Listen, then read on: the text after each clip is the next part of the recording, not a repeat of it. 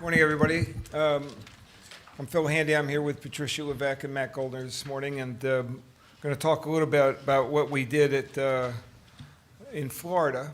And I want to just start with a couple remarks and basically tell you what our currency is and why we're all here. When we started in 1998, Governor Bush was elected governor. We had an amendment on the ballot that changed the governance in Florida forever in education. And it's part of the landscape which was instrumental in our success. The Democratic governor that preceded us and his constitutional convention, which were dominated by liberal Democrats, did away with our elected State Board of Education, which was composed of the cabinet, which was the 7 political officers that ran the state, the financial officer, the Secretary of State, and so forth.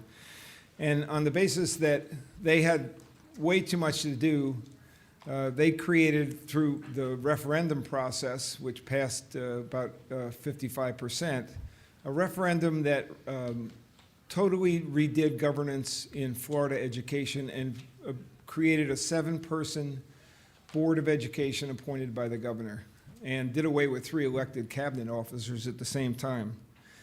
So that was the backdrop for Jeb's election, and that was the governance context when we got to office. We had the chance, therefore, to totally reshape state education in Florida, which we obviously did. And what we're going to talk about this morning are the results of that 12, 13 years later. I believe that what happened in Florida over the last 13 years was the greatest reform at scale that's probably demonstrable it's certainly in America and perhaps in the world, with our 2.7 million kids in K through 12, and we instituted pre-K as well. But you'll see, if you haven't seen before, the extraordinary dramatic move in the proficiency of our kids. There was only one measure from the very beginning, and that was student achievement. Nothing else mattered. Student achievement was going to be our measure of success, and you'll see the numbers both for the overall averages and for particularly our minority kids. And we're going to talk this morning about some of the programs, some very simple, like grading schools A through F, some very simple, like making a partnership with a college board, and we actually began paying, the state paid for PSAT tests, which previously the child had to pay for, or his parents. You can't really appreciate, maybe you can, the $65 fee that was attributable to the PSA test was the barrier to entry. And when you get to see, for a very little amount of money, what we were able to bring to the table, the dramatic increase, I think is one of the most exciting statistics we have in our success over the last 13 years, was the number of kids that are taking AP courses and the number of kids that are passing AP courses, particularly in the minority community, which didn't have access to advanced placement before. It's very, very exciting. And lastly, I'd say that the Governor Bush was prepared to exert an extraordinary amount of his political capital toward this subject. And beginning with the A+ program, which was the foundation for our work. But remember, in the first couple of years of our administration, we had control, the State Board of Education had control of all of education, pre-K through universities. We had a consolidated system, and that drove us to being able to create the famous database that we have, the longitudinal database that we have with the student identifier, which made a big, big difference and makes us the repository for great research opportunities throughout our work, and continues to be. So with those opening remarks, without further ado, Patricia? Matt's going to start. Matt has a great slide. I hope he shows it. Thank you very much. I'm just going to kind of kick us off here we're going to show you some results from the nation's report card. And this, of course, is a national set of testing data that is now given in all 50 states to a random sample of students. It's actually kind of the only way we really have to reliably compare state A to state B. And I began my collaboration with Patricia when I was working at the Goldwater Institute, and I started, for kind of a random reason, I started digging into these NAEP data, and I discovered that, I looked at this fourth grade reading score for Hispanic students in Florida, and I said, that's higher than our statewide average. And it's not by a little bit, it's by a lot, right? And so here's kind of just some general things about Florida. Florida is a tough nut to crack in terms of moving student achievement, right? We're not talking about New Hampshire or, it's a majority minority student population. About half the kids are free reduced lunch. EL kids, inner city schools, everything, rural schools, any kind of education problem you want to find, you can find it in Florida. So this is kind of, in essence, part of the beginning of the story here is just this little chart. It doesn't look like a whole lot until you realize that on this test, as their fourth grade reading scores, 10 points is equivalent to about a grade level's worth of progress, right? So if I gave a group of fifth graders the fourth grade reading test, I'd expect them to do about 10 points better. Okay, so you can see back in 1998, which is a year before Governor Bush put in his set of reforms, the statewide average in Florida was 206. Okay, that's really, really low. Okay, but you see, since then, there's been 20 points of progress. Okay, so Florida's fourth graders today are reading like sixth graders did back in 1998. That's an extraordinary amount of progress. Now, in these charts, what I've done is to basically show you gains for all 50 states. Okay, and this is actually, Florida is fighting here with one arm tied behind his back. Okay, because this is only for the period that we have data for all 50 states. Okay, and this was part of No Child Left Behind. They made NAEP participation mandatory.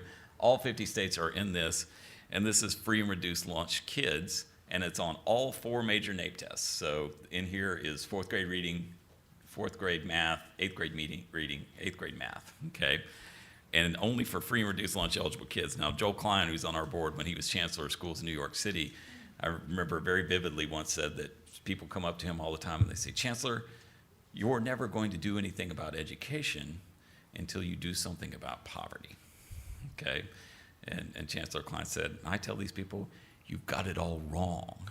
We're never going to do anything about poverty until we do something about education, okay?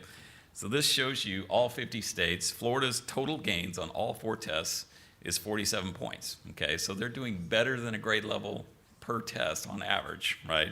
Lead the country. There are other states that are also doing well. You see the national average in black, okay?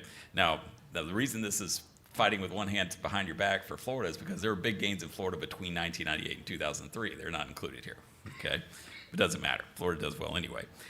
This is for all students. You can kind of see where your state is. If you can kind of squint there and see, Florida comes in really well. Look at DC. Things are happening in DC. Children with disabilities. We hear this a lot. We have children.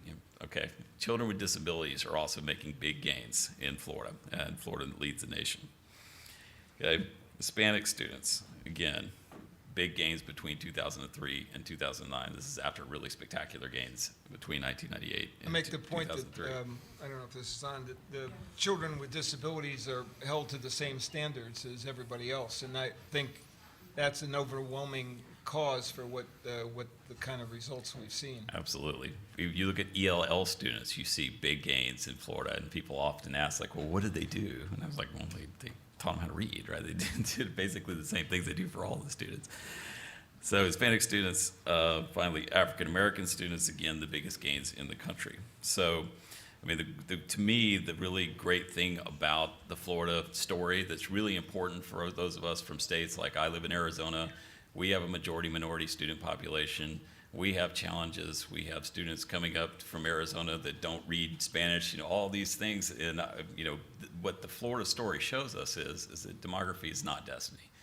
Florida tackled these problems. Florida's making big gains. They're not finished yet, okay? And Governor Bush will be the first one to tell you that, right? But what Florida shows us is the realm of the possible. If Florida can do this, then I think other states can do more. With that, I will hand it off to Patricia, who actually helped make this happen. So I have more slides to cover than I'll have time for. I'm going to fly through them because I want to save some time for Q&A. And I do want to start by saying, I don't want you to take what we're talking about Florida, wow, look at how fantastic we are.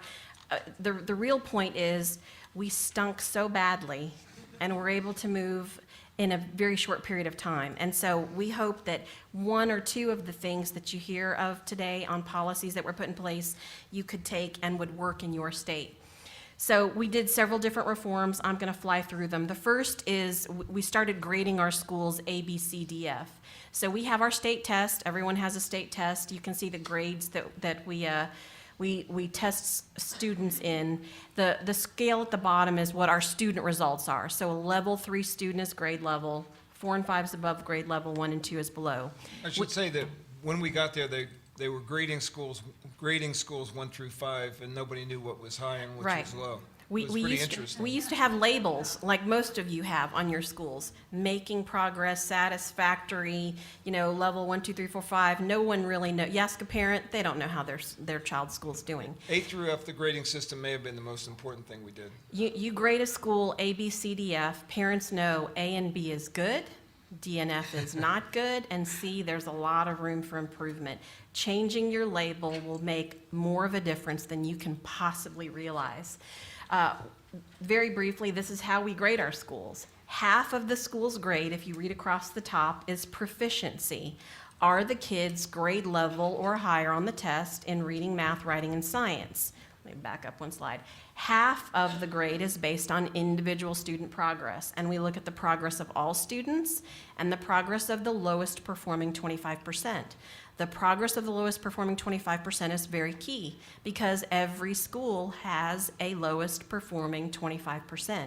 And if you don't make sure your schools are focused on that bottom group, no matter what they look like, you will never start closing the achievement gap in your state. Very simply, this is how we grade our schools. If 63% of the students are reading on grade level, the school gets 63 points. If 66% of the kids are making progress, even if they're not grade level, they moved from where they started the year, the school gets credit. And then you add up the points and that gives you the grade pretty much.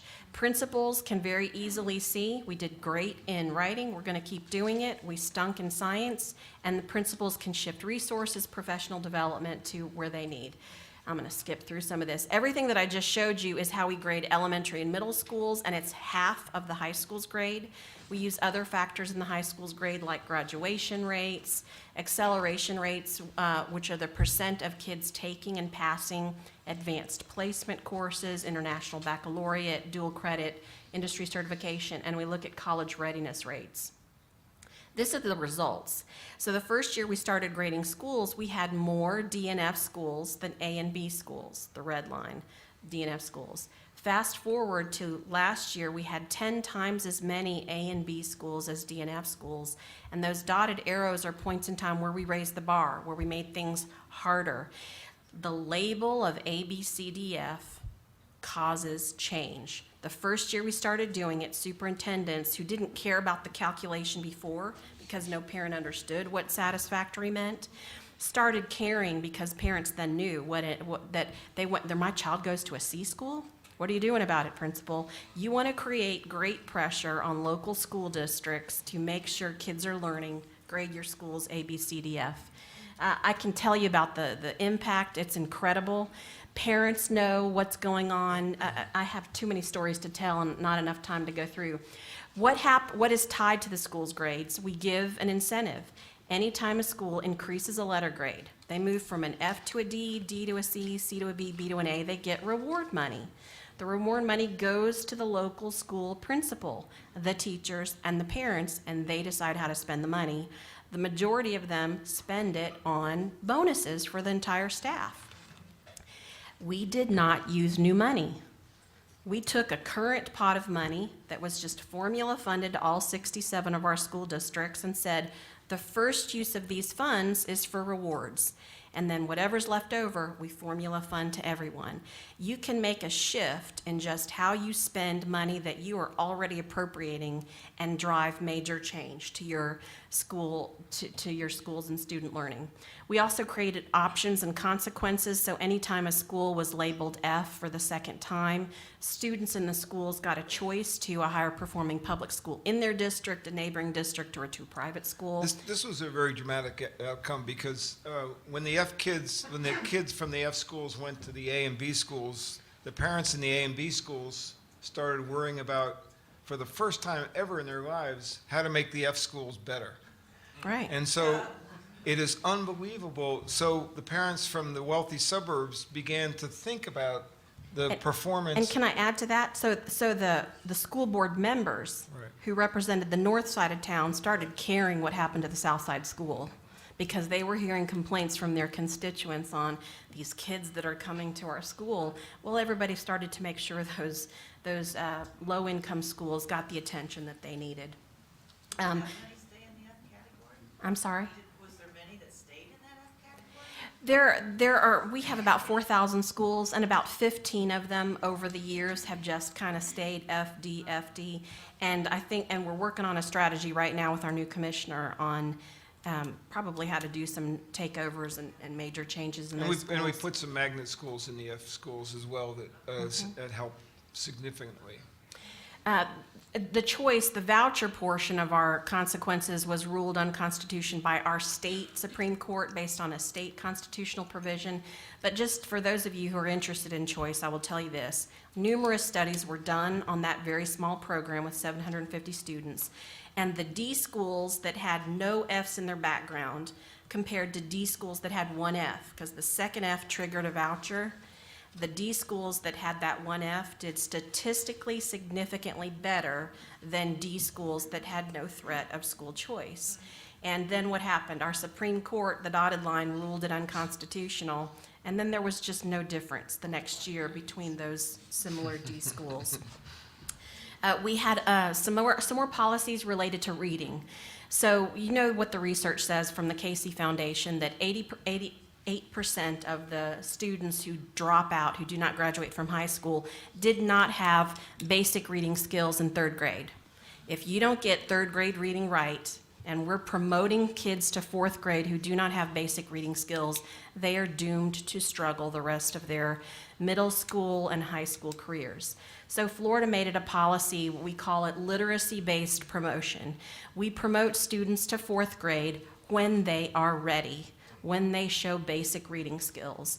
We set the bar at our level 1, which is our lowest performing level, and said, if students are scoring at that lowest level, they need to stay and get more time and attention and learn how to have basic reading skills before they move on to fourth grade, unless they show some good cause exemptions. So there were exemptions for certain students with disabilities and English language learners and students who were previously retained. We also knew that we didn't want one test given once a year to be the measure that held a child back. So we had alternative test scores available and portfolios, where teachers could put portfolios and prove that throughout the year the child really did know how to read in order to be promoted. The results have been spectacular. So every year in that second column, we are seeing declines in the number of our functionally illiterate third graders. You can see we're having declines in the number of students that we're having to retain each year because of the policy as well. Some research that has been done on the first 2 years of retention showed that the students that then had that extra year and that extra time and different learning in that retained year did statistically significantly better than the students that had just been passed on, and that the gains continued. Now, they haven't released their research, but we got a kind of a preview. They followed these kids through 7th and 8th grade, and not only did the gains continue through 7th and 8th grade, you could see the impact of the better reading skills in their math scores and their science scores. They were better able to read their material in order to better comprehend the other subjects. This was the real test of political will. We retained 21,000 third graders the first year. That was tough. That was a tough year to work for government. 21,000. I'll tell you that. This chart I want to show you, this is our state test score in middle school. So you can see how flat we were for several years. That blue line, we were barely budging in getting more kids to read for several years, and all of a sudden there was an increase in 2006. You can draw right back to that reading policy. So in 2003 was the first year of kids that you didn't get to move on unless you had some sufficient reading skills. They were in 4th grade in 2004, 5th grade in 2005. You can see the impact when they hit middle school. And what our principal said, it's because we're finally receiving students out of elementary school that are better prepared for middle school.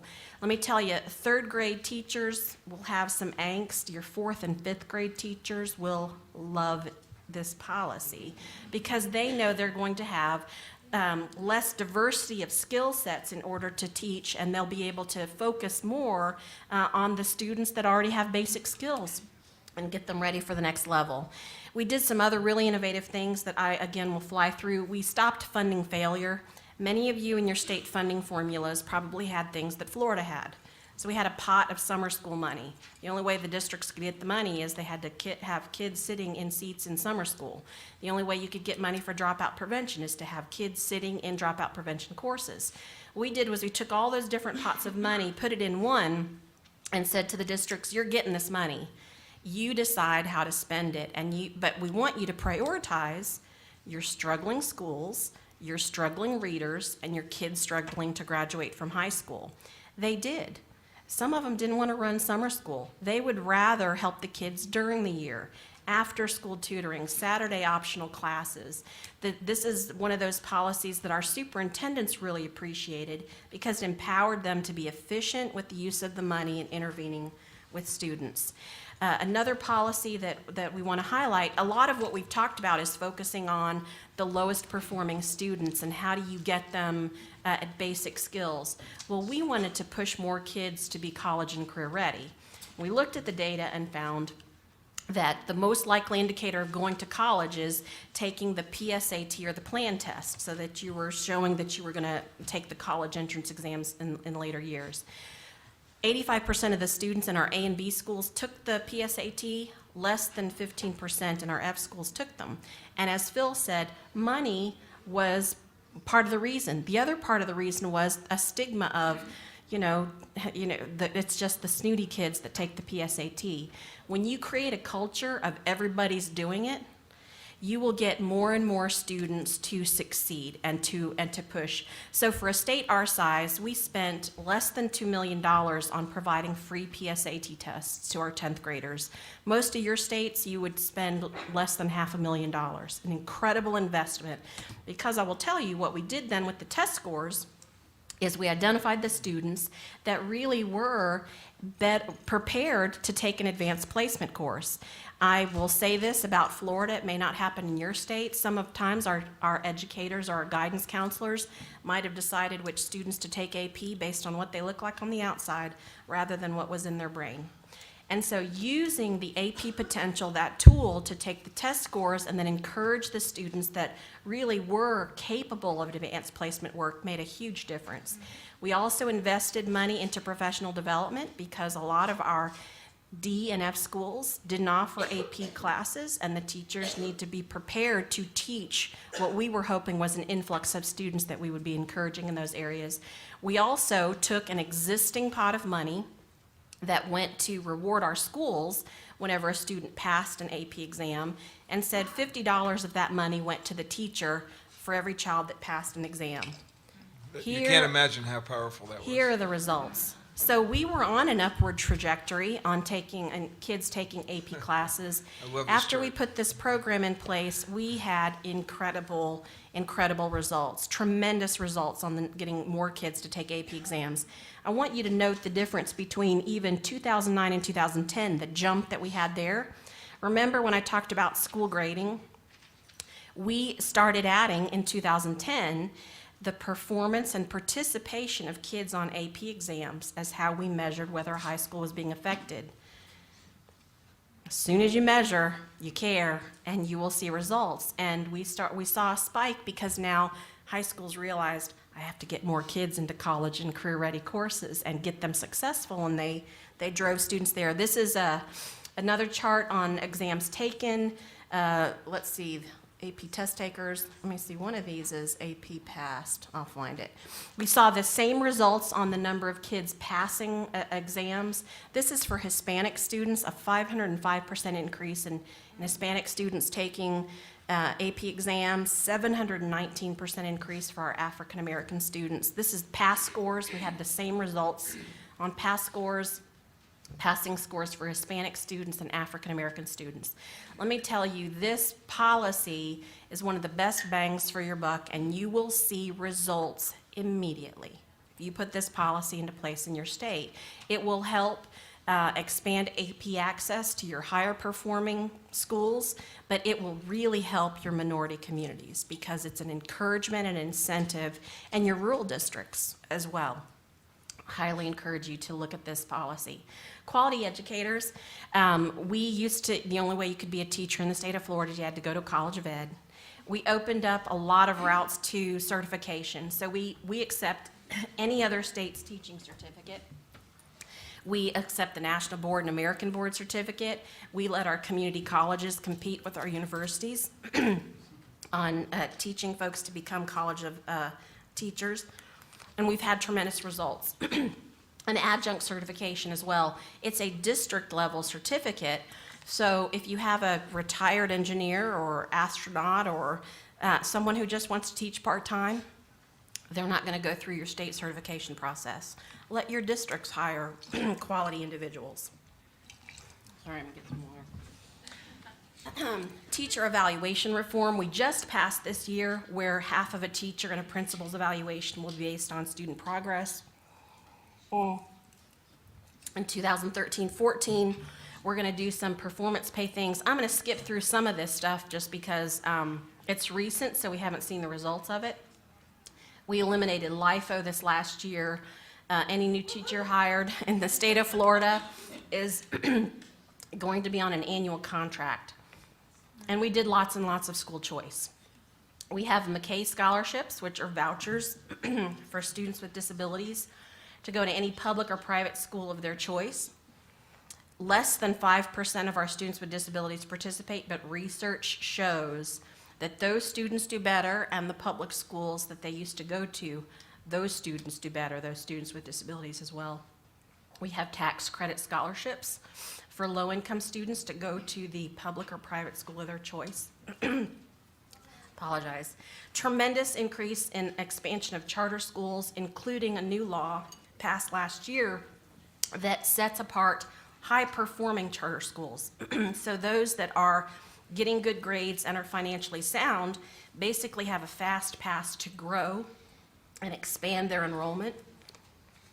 So in charter schools, we have, the districts can authorize charter schools, universities and community college can authorize charter schools, and we now have a statewide authorizing agency that can authorize charter schools. The So State Board of Education can overrule a school district Right. in Florida.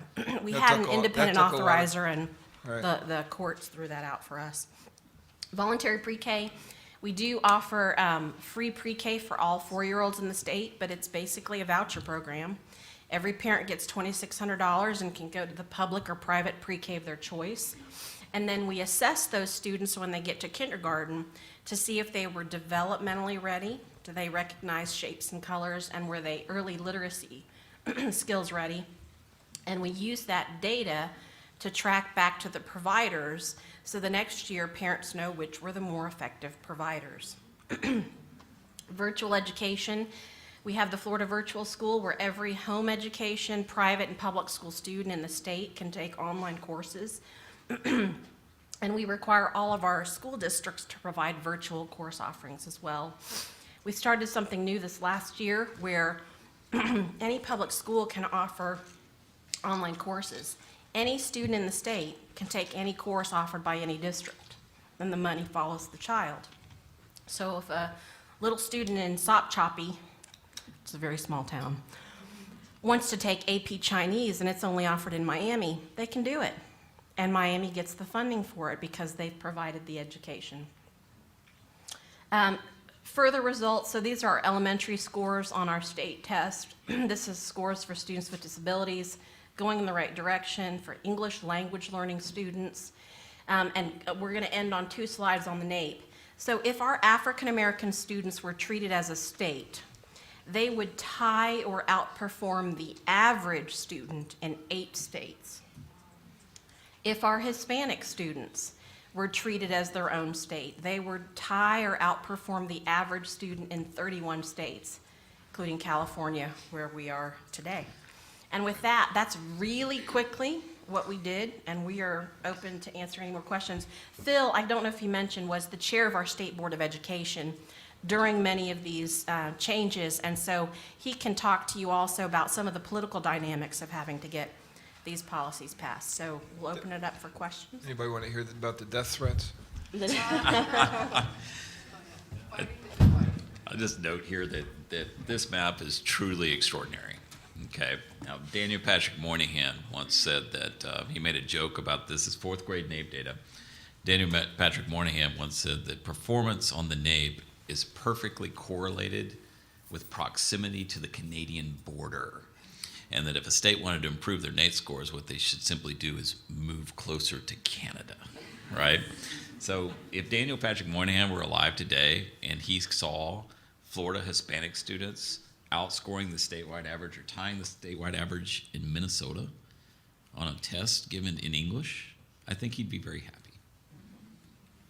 I want to open it to questions because I'm sure there's plenty. Yes, sir. You indicated that, or she indicated that Do you mind going to the mic just so everyone can hear you? well, you'll be able to hear me. You indicated that the voucher system was declared unconstitutional. Could you tell me the basis upon which that was decided? Yeah. Sure. It was decided on the basis of different than the lawsuit was brought. So it's sort of interesting. Go ahead, Patricia.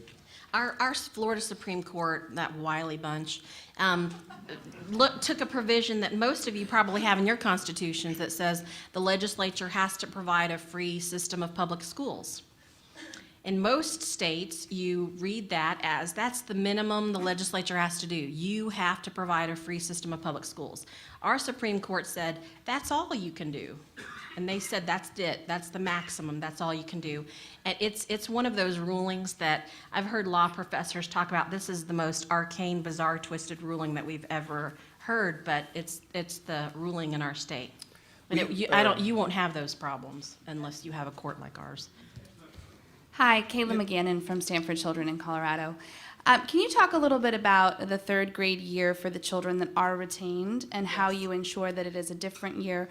We were just discussing, if you have a school, say in rural Colorado, where you only have 1 3rd grade teacher, how do you make sure that they have a different experience the 2nd year? Sure. That's a couple of things because I went through the slides so quickly. When we implemented that policy on not promoting students until they were ready in 4th grade, what the superintendents did, what the school principals did, is they didn't just wait till kids got to 3rd grade to deal with this situation. What they started doing was intervening earlier. So we really saw districts intervening in kindergarten. So normally they would have promoted a student that didn't recognize a single letter of the alphabet, but once you have that hard line in the sand, they started saying, well, you know what? We're going to intervene earlier. We're going to make sure we don't move this child to 1st grade unless they're ready and have basic kindergarten skills. But to Kayla's specific question, we made sure that every child had an individualized reading plan.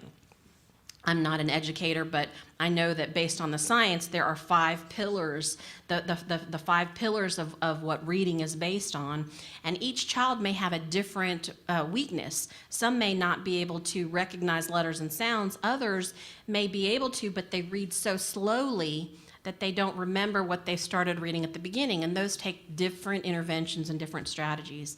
And so every child had to have an individualized reading plan that then was the path that gave the teachers the way to help intervene and meet those children's needs.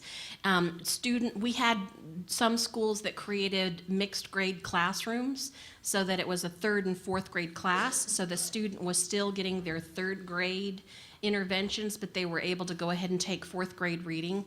Others did team teaching approaches. Others did things there were so many different intervention strategies that the districts became creative in how to intervene. Some, the students just needed extra help in the summer through an intensive summer reading academy. I mean, I'll tell you, our schools got so creative. For the students that had struggle with fluency, so that's how fast a child reads, the intervention for that is get children to read passages over and over and over again until they increase their speed. Well, some started using programs that were designed to help kids sing better. You know, they were kind of karaoke training programs, so the students would sing and see how fast their pitch was and if they were singing on schedule, because it's much easier to get a child to sing a song 5 times than it is to have them read a passage. So districts got creative in how they ended up helping intervene with those students to make sure the 3rd grade retained year was not identical to what had occurred previously. There were a couple of political considerations too that I know Colorado is thinking about, and I think everybody should be thinking about it. The premise was you learned how to read up to 3rd grade and then read to learn after 3rd grade. And we don't teach reading. It's not part of the curriculum after 3rd grade, so they better be able to read. But 2 things. One was the good exemption, the 6 exemptions. We were going to, a lot of us thought that we should just have a cut score and anybody who didn't read proficiently should be remediated, if you will, in the 3rd grade. But the political ramifications of having 6 exemptions, softer qualifications, if you will, actually worked out pretty well and moved the needle anyway. And then the second thing was the inevitable front page article about the 6-foot sitting behind the small desk, and they were being held back. He's going to be shaving in 5th grade if you do this, Right. if you retain students. Right, and so that, like Jeb said this morning about self-esteem, aren't we impacting the self-esteem by holding them back in the 3rd grade? And that was when the political will really came into play, where we basically, had to say this is what we believed in and this is what we're going to do, and it ended up working. Yes, sir. Tom Massey from Colorado. You somewhat glossed over it in your presentation, but the fact that you fund early childhood learning programs, how much of that do you attribute to your success? Because that's something some of our states are not able to accomplish because of funding formulas, but that seems to be a huge component. Most of the NAEP results me you just- see, yeah. the kids haven't aged into them yet. So I think that if there's gonna be an impact, it's gonna be in the later years. We didn't start our universal pre-K for 4-year-olds until the 2005-2006 school year, so those kids have just entered 3rd grade. So the results you see, we hope to see even greater results after pre-K programs were put in place, but the results you see were done without universal pre-K for 4-year-olds. So if that's the easy short answer. We hope to see even more, but you can do it without it if you don't have it yet. I was trying to find that slide for you, but. In terms of the funding for pre-K, we sort of a little bit wimped out. We did not demand an AB degree for teachers in pre-K. We have an associate degree suffices, and that kept the cost down significantly. So we have a ways to go in terms of funding that properly.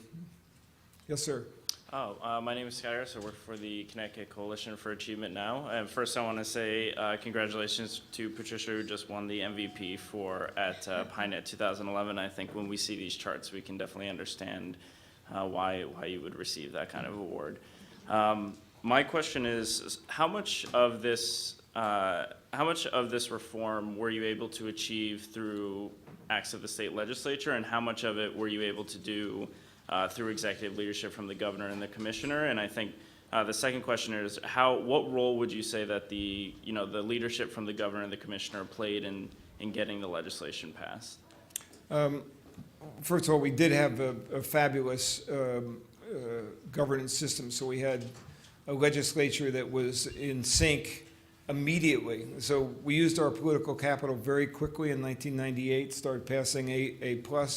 We had a very supportive legislature, and that's essentially the way we drove this through the legislature in order to get the reforms. And almost always, politically, we put forward some points of view that were so outrageous that when we got what we wanted, they thought they beat us, but we really got A+. So my overwhelming advice is put a stake in the ground way out there. And you won't get everything you want. They continue to push, but A+ came about and was fundamentally changed the way we do education, but it was viewed as a compromise at the time. The commissioner is extremely important, and the state board in our system was extremely important because we implemented all these laws. But we fundamentally got, I would say 90% of what we did through the legislature. Couldn't have done it without the political capital. The governor was prepared to exert and invest his political capital. There was several examples of executive orders, not the least of which was affirmative action and university admission.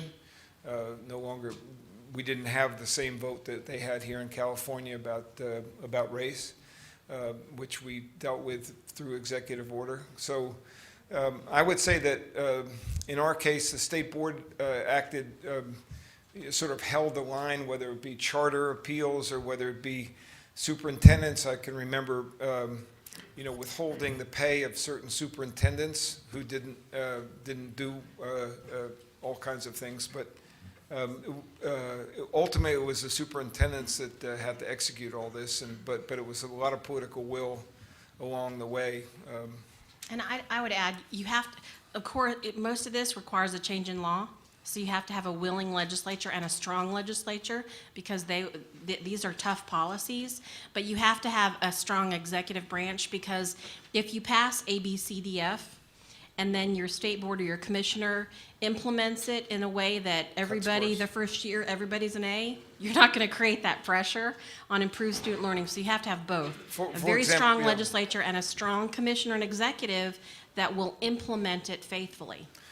For example, we have in the school grading system, we have an automatic trigger that increases the cut scores when we get too many A schools. Automatic. So we tried to, as often as we could, to, in the great battle between legislatures and executive branch, because legislatures obviously Control money. put forward the budget. In 1998, the executive branch got a lot stronger. I would say in terms of the referendum that passed in 98, creating a school board appointed by the governor, that gave the executive branch some more power to create strategic approach toward education and really leveled the playing field, I think, a great deal and allowed us to do this. Yes, sir. Let me just say something real quick about this, because as an outsider, this is non-Floridian, because you guys were in the battle. I mean, Terry Moe has this great story in his book, Liberating Learning, okay, where he summarizes the whole history of American education reform in a couple of paragraphs, right? He says, okay, the Reagan administration comes out with their A Nation at Risk report. You all remember this. It's very bombastic. If a foreign power had imposed these rotten schools on us, we'd go to war over it, right? So he says, all 50 states start reforming education, okay?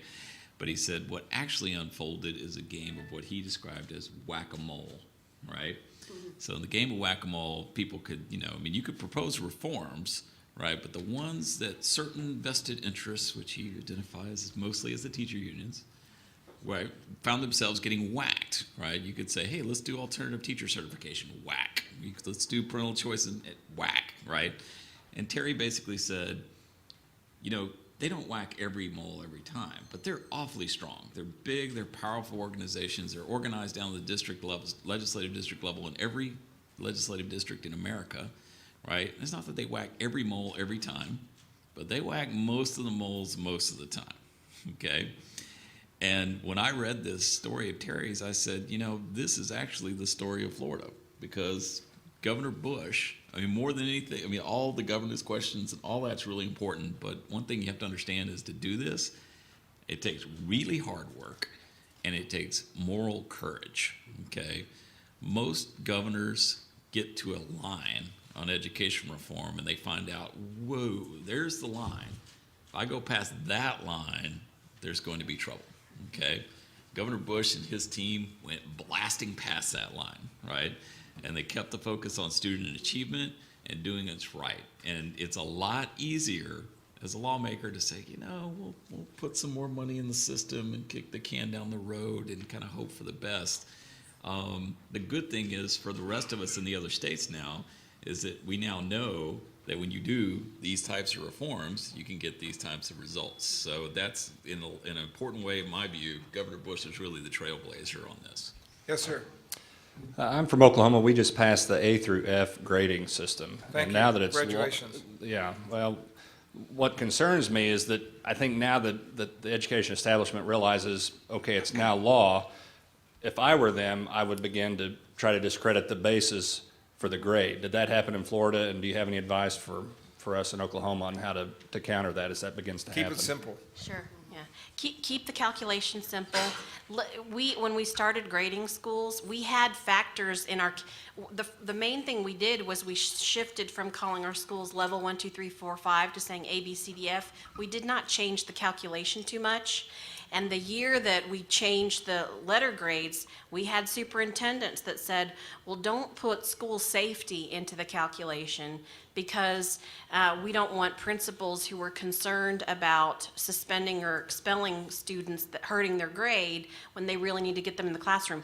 You're going to need to listen, or your executive branch is going to need to do some listening and make sure that the criteria that goes in is clear, simple, and that you do listen to some of the superintendent's concerns based on what's in the calculation. But you have to make sure that what the overwhelming statistics that are used are based on student learning, because all you will end up doing is closing. After you set the policy in place, your school districts will do everything possible to try to create loopholes and let's create an alternative school and put all the low performing kids in it and get them out of our calculation, and they'll try to do everything. Being faithful to that, and I think what empowers the legislature an executive branch is after you have the label, and the label is now based on what % of your kids are reading, writing, doing math and science and making progress, that when you get the pushback from the locals, you just turn it around on them and say, what would you call a school where only 6% of the kids are reading on grade level? What label would you want to have on that school? And so keeping it based more on outcomes, student outcomes, because there's, you don't make the criteria subjective, because how do the parents feel about what's going on in the school, what's the teacher attendance rates, or what's the class sizes in the school. Those can be gamed and manipulated, and then you'll have this district saying this school only got a good grade because they did this with their class sizes or something like that. Keep them outcomes based, very clear, and make sure that the bars are high, and you can turn it on the locals who may want to point the finger at the label when you can say, here's the data behind it. And so you need to tell us what you're doing about these lowest performing students. Yes, ma'am. Thank you. Annalisa Banegas Peña from New Mexico, Public Education Department in New Mexico just also passed the A to F grading. So thank you, Florida, for blazing the trail. Thank you for fighting the good fight, and congratulations, felicidades. My question lies around the diversities that our states encounter. Would you speak to, please, about how you all were able to manage and embrace the diversity of the population to validate and respect the culture and heritage of both your Latinos and your Hispanic populations and your Native Americans? Let me just say two core principles. One, all children can learn. Yeah. And two, the same accountability for all kids. Those were sort of the basics that we asked, we sort of started with. So in terms of the minority populations or the cultures of those populations, I don't think we did anything that sort of thwarted that. I would say by holding them all to the same standard, we basically brought everybody up, and that's what happened. Patricia? That you can't set different standards for different students, and we have we have migrant farm worker populations, or those are some of our most at-risk groups. When you set the bar high, when you measure clearly, when you provide the flexibility and resources, and when you provide those incentives, when you provide those types of things, you will see cream rising to the top. out of our 2,100 A and B schools, more than 1,000 of them are primarily low income, primarily high poverty schools. We have schools that have 99% free and reduced price lunch, 99% minority. What you then do is you take the principal and identify what did that principal do in that school to turn it around because of a similar school that is failing, and then you help with that. Our Department of Education did a lot of work with matchmaking, helping the principal that was turning around the same type of school and getting those principals in contact with other principals that were struggling. Right, and maybe my question wasn't as clear. Did you have outstanding programs? Because I get that. yes. Everybody is high achieving. All kids can learn. But did you have any of those culturally based programs that would help validate that in addition to those high standards that Florida set? Not from the top down. It took place in the districts or it The took place in innovation schools. occurred, and then what the department's role was is to identify the innovation and help spread Okay. the word about it. Thank you. Yes, sir. Thank you. Bob Lake from Montana. The conversation has been pretty much close to reading, but some of our biggest remedial problems is that kids are heading on into higher education is with the math. Do we have a similar stage of learning in math that would relate back to what, like the third grade reading level? We didn't put any specific math intervention programs in. We decided to focus on reading because the research showed that was where you were. If you didn't get reading right early, you were going to lose the kids and they were going to drop out from school. What we found and what we heard from feedback from the teachers is when you improve the reading skills, it will improve the math skills because students are better able to understand and comprehend the word problems, comprehend the passages that are being asked of them. Our math scores have a similar trajectory on gains because we improved the reading scores, and it impacted science as well. Okay, now one other on that same note. What have you tracked the effect to the dropout rate as the bar has been raised and Sure. as you put That's a great question. some hard lines to it? Has didn't- it changed it? I don't have any slides because I tried to keep it as short as possible. Our graduation rate has improved by 21% since we put the policies in place, and our dropout rate has been cut in half. So you think that raising the bar, you're going to have more failure. What you do when you raise the bar is you have more success because your teachers and your principals and your students, they will rise to the higher bar. So the higher the expectation, the greater the opportunity for their chance for that child to stay in school. That's what we found. Yeah. And just in terms of graduation rate, we use the 9th grade cohort as the denominator, so we don't play around with it as the kids go through school. We think that's a more honest way to treat graduation rate. Yes, ma'am. Hi, Anna Marcuccio from Connecticut, and we have a lot of work to do, particularly with our students most in need, as we saw in Dr. Ladner's slides showing those kids making gains, and Connecticut's kids are far below the national average. Two questions, so I apologize. First is, put aside the A+ plan and the school choice programs, was there a strategy for the sequencing of the PSCT initiative, the third grade initiative, and the AP initiative? The part of the referendum that was passed in 1998, creating a new school board, actually mandated in the Constitution that that school board develop a strategic plan for all of education. We did do that, and so we matched every policy against our strategic plan. We've obviously upgraded it every year. The money had to follow the strategic plan as well. So we did prioritize it, put it in writing, put it out there. I suspect 12 of us probably read it, but it became the template for both the governor and for the legislature. Some of it was trial and error. I would say we probably didn't, once we passed, we knew what to do at the beginning, and then the rest sort of, I don't think we would have said in 1998 we really knew what was going to come in 2001. Yeah. We just sort of did the first things first. I don't know that we had a planned approach on the sequencing of the policies, other than some of them just make sense. If you want to tie rewards and consequences to a school's grade, you got to grade schools. So there's some of them that just come naturally. We did the A through F grading, the recognition and rewards program, the school choice, if you were in a failing school. We did all of those together in one bill in 1999.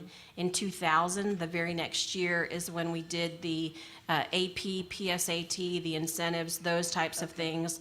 And that year, we also did a little bit more expansion of choice. And then the following year is when we did our third grade reading policies. We gave a little bit of lead time and distance, so teachers had some planning time to hit that third grade hard line. That was our initial sequencing. The rest of it, my chairman's philosophy is success is never final and reform is never finished. We go back every year. Every year, we still go back. I think Senator Negron may be in this room. I saw him earlier, and he's one of our bill sponsors in Florida. And we don't end. You can't. It's like reform is like you're going up a mountain, and if you stop, the gravity and the status quo will pull you backwards. You have to keep moving forward. You have to keep building. So pick the 3 or 4 things you want to take them on, and keep the opposition, keep them on their toes.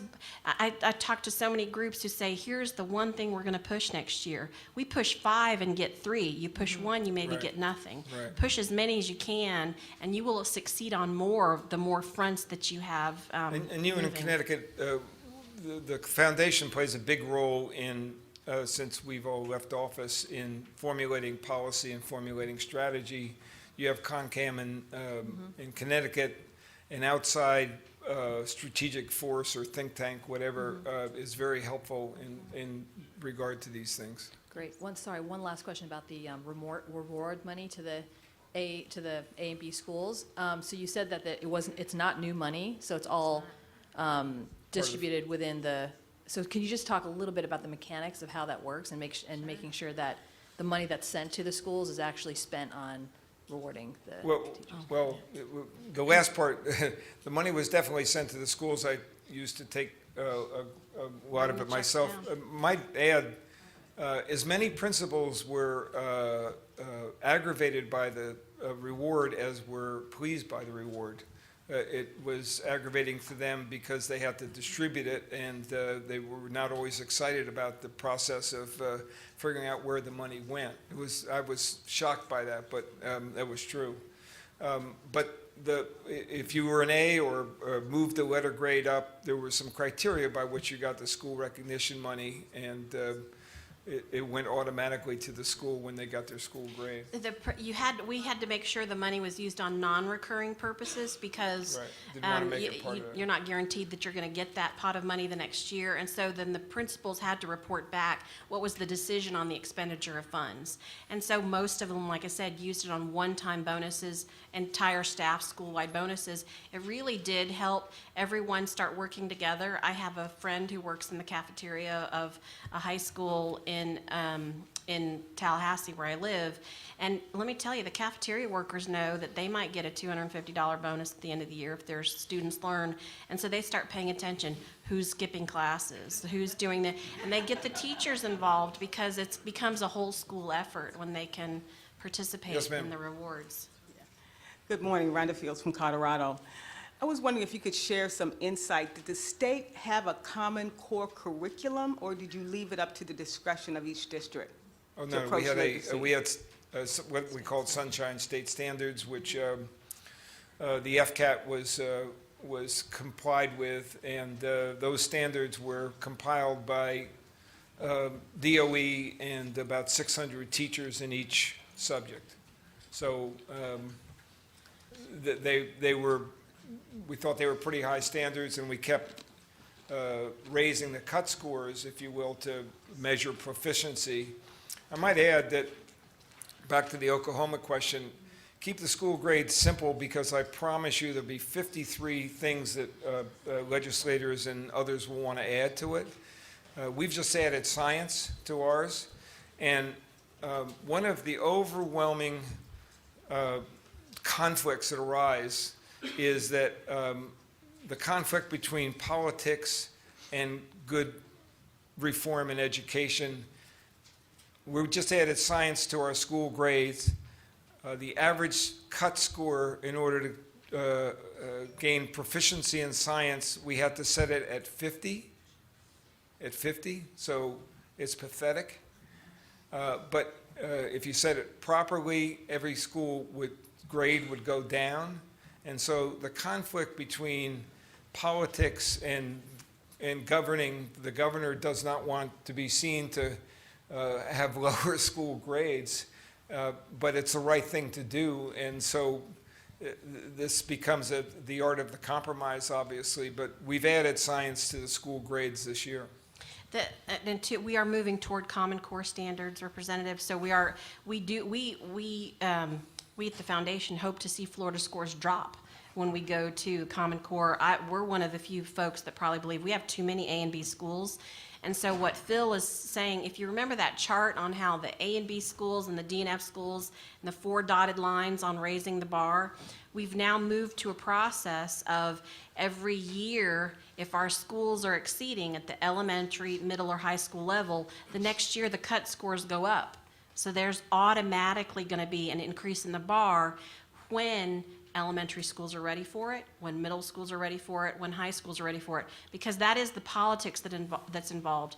Our philosophy was you set the bar higher than where you are, and then you raise it. You can't set the bar up here to perfection with where your schools are here, because then no one will see the path to get to improvement. It's too far away. Set the bar higher than where you are and put a mechanism in to constantly raise that bar. Call that the automatic trigger. Good morning, Mary Franson from Minnesota. The early kindergarten, the pre-K program at the age of 4, a lot of children may be ready when they are 5 academically to go to kindergarten, but socially they may not be there. And at least in my neck of the woods, we are the teachers encouraged to wait until the child is 6, sometimes 7 if they aren't socially ready. So what's the guidelines on that? Yeah, well, we have the cutoff, the birthday, I think it's March? September 1st. December? We don't have, as a We don't mother of a do that. 3-year-old who's my son may not be ready if he keeps on the path that he's on, he may not be ready for kindergarten. But so I think what's going to happen now, Representative Legg, who I could put you in contact with, is going to file a bill, I think, this next year in Florida, so that entrance into kindergarten is more readiness-based. So whether your child is developmentally or early literacy ready is going to determine whether your child can get in early and whether or not you should wait before your child accelerates into kindergarten. And I think that's what Senator Gates, who's in a different meeting on funding formulas, I think what we want to move toward, even more building on what Florida's done, is moving towards a competency-based model. Children develop at different times, and so how do you create the funding formulas and the policies so that your kids can move when they're ready and they don't move beyond when they're not? And so I think what you're talking about is having those mechanisms in place in kindergarten. We don't, but I think we're going to have legislation this year that'll look at that. Thank you. Sir? Yeah, howdy, Bob Griffin from Alaska. Just a quick point on Alaska. We were probably the worst example of throwing money at education and not getting results. We have a few rural school districts their budgets in excess of $48,000 per student, and then the recent global report card.org tested in the low single digits as far as their percentiles. But the comment I was going to make, places like Alaska, where it doesn't seem to be the political will for the A-plus program, what would be the effects, you think, of independent organizations like the state think tanks, duplicating your process and advertising those to give a little bit of political cover maybe to the legislators on that? Yeah. I think there's a group, there Invite are us. 1 or 2 groups in Colorado that are thinking about issuing their own ABCDF grades up until they can, work with the legislature to get the policies passed. ConCan, who's here, they issue grades, but right now they issue A's. I mean, they identify the best of the best. I would encourage ConCan, if you can't get it through the legislature, issue ABCDF grades. You'll get 1 million hits on your website. You'll grow your recognition of your organization, but then you'll start driving the conversation on why did this group give this school a D or an F. Parents seek out that information. They really do. So outside groups can do the same thing. Think tanks can have an impact here because, I mean, what I find is that everybody I talk to whether you're, you know, a liberal, a conservative, a libertarian, or a vegetarian, right? We all want kids to learn how to read, right? Like all Americans believe in that. We all believe in some base level of equality of opportunity. And, you know, if you can just keep the focus on student achievement, and your kids in Alaska who are not reading at the, you know, grade level of 4th grade, those kids are your same dropouts 4 years from now, you know. And you know, the education is actually an area where you can have some bipartisan support for reforms, as long as you can, you know, put the focus on the kids and literacy skills. Yes, ma'am. Terry Sanders, California. Here in California, we do not have charter authorizers that are from higher ed. So in terms of the data that you have on your authorizers, are you seeing success rates among any different specific group of your charter authorizers? No. No. And the community colleges, interestingly enough, they have the power and don't really use it for fear of competing with their friends in the school districts. So the university have used it rarely. They've got it, but they really haven't used it, and we haven't seen any differential in the outcomes. Bob Bowden from the brand new choicemedia.tv, the education reform news service. And we're thinking of doing a story about special ed oversubscription abuse. That is, that